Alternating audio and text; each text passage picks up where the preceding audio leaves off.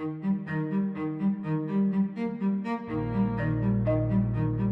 we're putting pressure on ecosystems of all kinds, polar, alpine, tropical rainforests, dryland areas, we're of course also putting tremendous pressures on our marine ecosystems and the oceans. We know that we're changing basic ocean chemistry. We know that we are poisoning the oceans with the pollution of coming from huge oil spills and other disasters. And we are also degrading the biodiversity in the oceans through human activities, especially through the overfishing and overharvesting of marine life. The oceans cover 3/4 of the Earth's surface area. And we know, of course, as we've discussed many times, that our huge cities around the world hug the oceans, depend on the oceans for trade, for economic activity, for our food supplies, for our proteins and invaluable nutrients such as omega-3 fatty acids from our fish intake. Back in 1950, the estimate is that the total ocean catch measured in total metric tons was somewhere around 20 to 30 million metric tons of fish catch. By 1990, that had become around 90 million metric tons, perhaps a factor of 3 or 4 increase globally in how much we were taking from the oceans. And that is even an underestimate of the true effect, because those numbers, as conventionally reported, don't measure what we discard and throw back in the oceans. When fishermen catch fish in the nets, they also bring in a lot of bycatch or unintended catch of marine life that they don't want. And that's not counted in the harvesting of the fish, but it is an absolutely core part of the actual over-harvesting of marine ecosystems. You're looking here at a fascinating graph which has a very important message and reality to it. The blue area shown here is the capture from the oceans. It's the amount of fish taken and marine life taken in metric tons year by year. And it rose sharply, as I said, up to the 1990s, and then more or less leveled off. You might say that's a good thing, but in a way it was force majeure in the sense that that leveling off reflects the collapse of many fisheries around the world that had increased the take so much that they had driven the fisheries to depletion, to crisis, so that the amount that could be taken out was limited.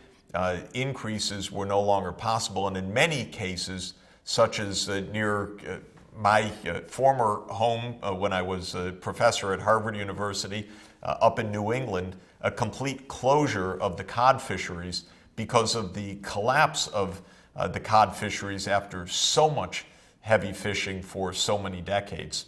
So that leveling off is a reality that came from the enormous pressures being put on ocean fisheries. It doesn't mean that we've reached an equilibrium, because many fisheries around the world continue to be driven towards depletion and are in a situation of crisis. Now, on top of that is another green area of rising production of aquaculture.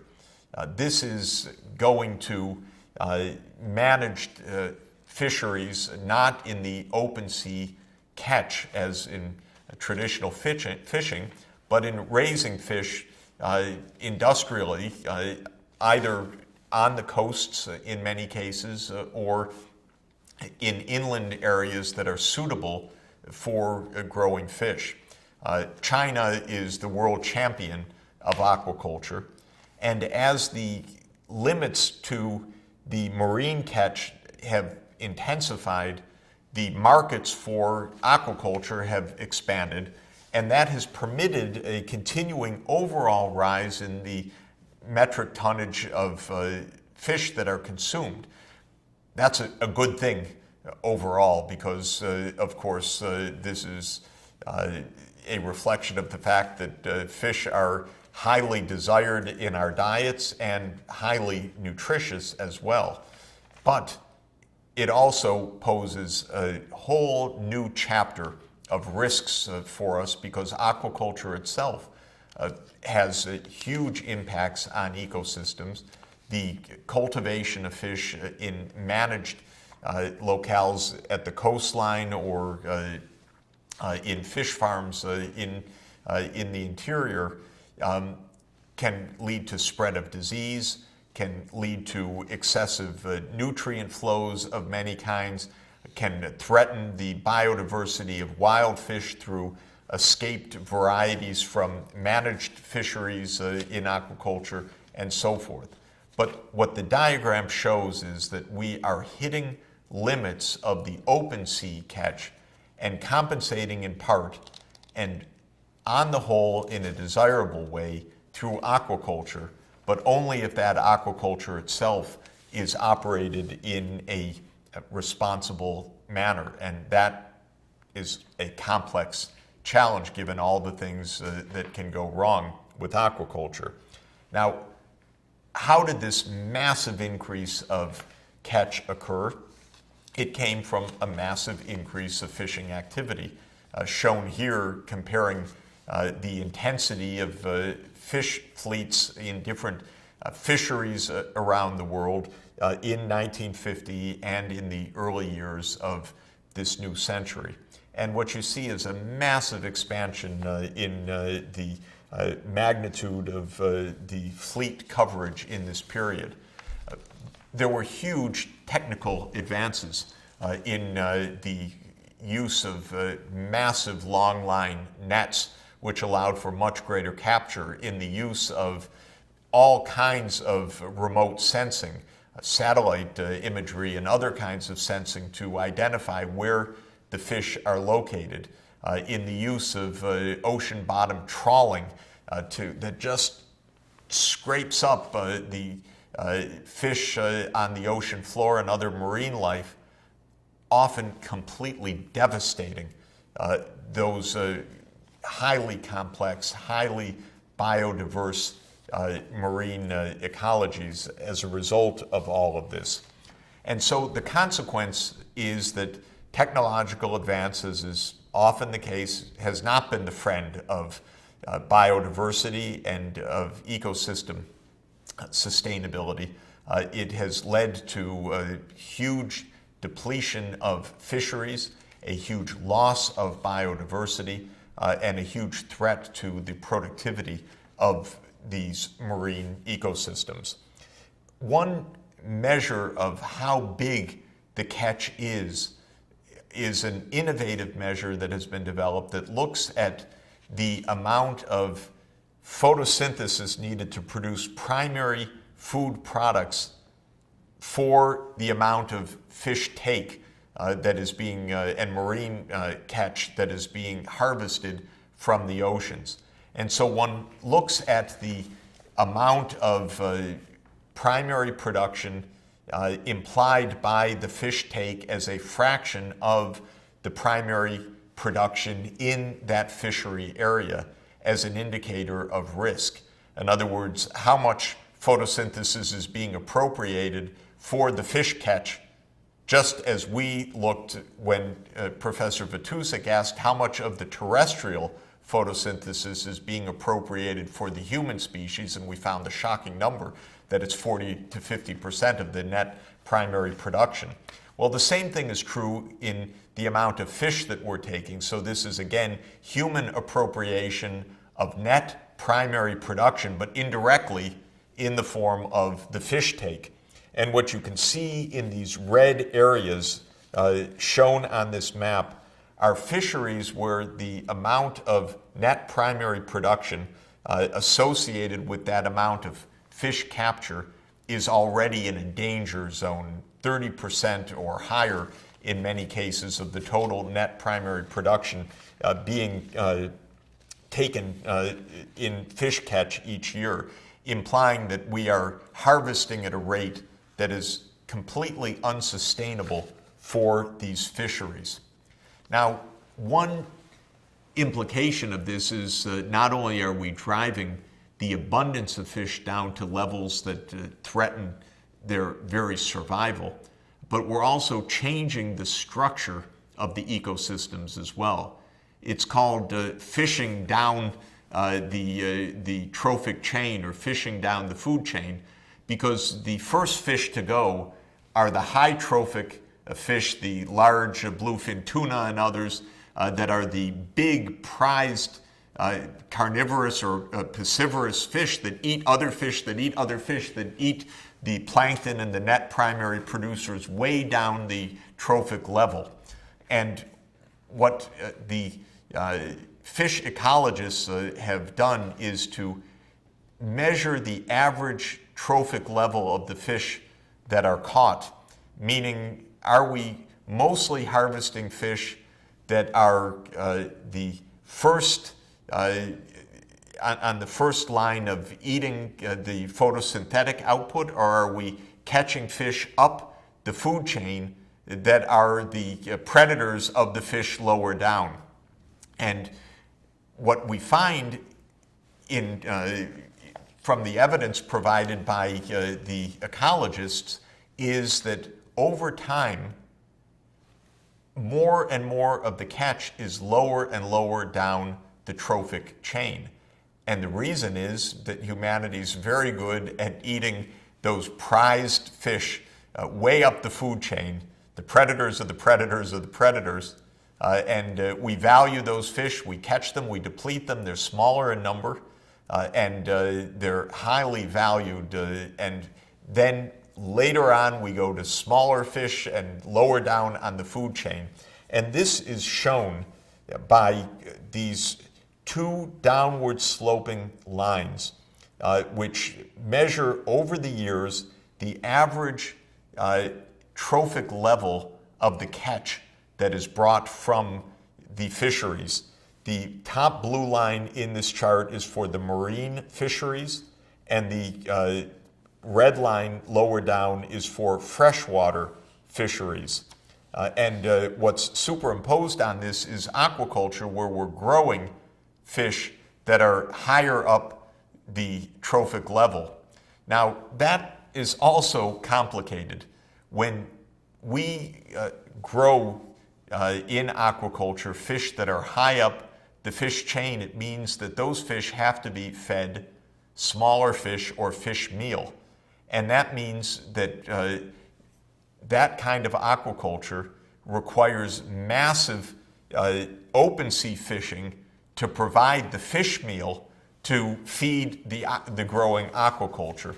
And so in this way, aquaculture maybe doesn't substitute for the open sea excessive harvesting, but actually can exacerbate it if we are feeding piscivorous fish in the aquaculture. To the extent that the aquaculture is for fish that are that eat photosynthetic output rather than other fish, herbivorous fish, then we don't have that phenomenon. And those kinds of aquaculture, for instance, tilapia, is a substitute rather than an amplifier of the pressures on the open sea fishing. Now, the basic framework that fisheries ecologists use is a framework that asks how much can be taken sustainably. And they calculate or try to calculate a complicated concept of maximum sustainable yield of a fish type. And the question that they're asking is how much tuna can be taken from this fishery, or how much anchoveta can be taken from this fishery, or how much cod can be taken from this fishery without depleting the fish stock. And the basic question is, at what natural rate is that particular species, for example, growing within this ecosystem, so that if that amount is harvested, it's leaving that amount of species unchanged year to year and therefore in a stable population. The basic idea of calculating the maximum sustainable yield is to try to determine what is a safe level of fishing. That concept has become more complicated necessarily in recent years because ecologists came to understand it's not good enough to ask for an individual species how much can be sustained. We have to take an ecosystem-wide perspective. So now the ecologists are calculating a maximum sustainable yield based not on a single species framework, but on an ecosystem-wide sustainability concept. Now, the most essential point is that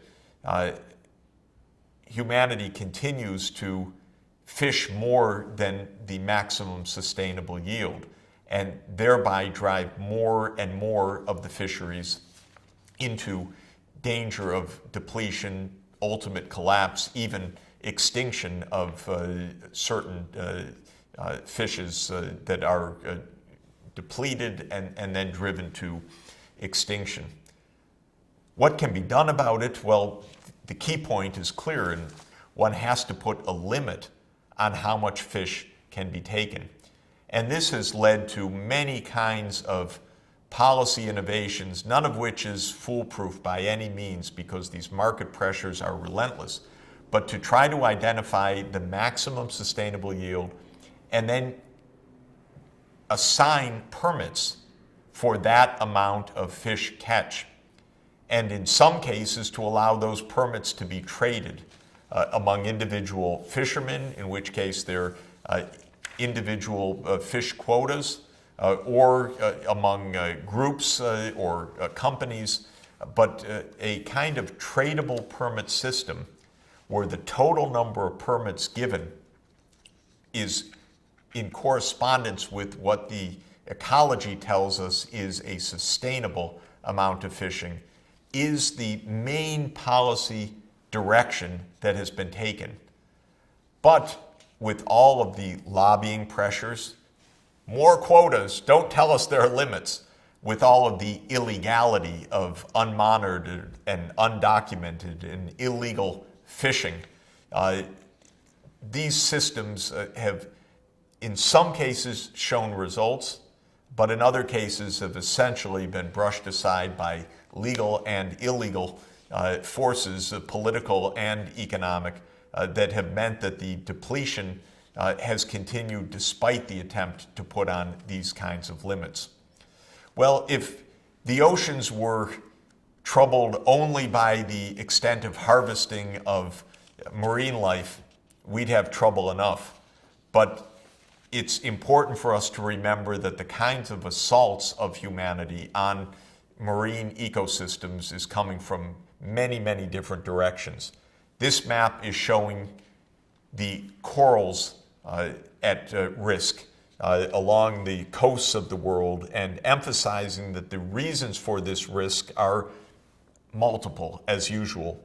Tourism, overfishing, overexploitation of the coral reefs, harvesting of the corals themselves, using dynamite for fishing, pollution, sedimentation, human activities driving corals also to depletion, to threat of extinction for many coral species because of climate change and direct impacts on the coral reefs all over the world.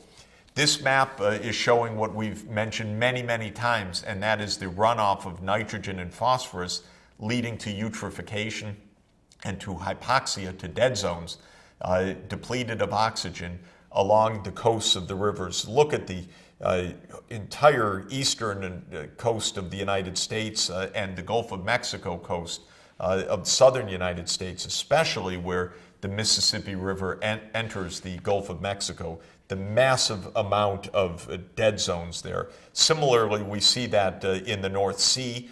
We see it around China and Korea and Japan, where there's a tremendous amount of eutrophication taking place.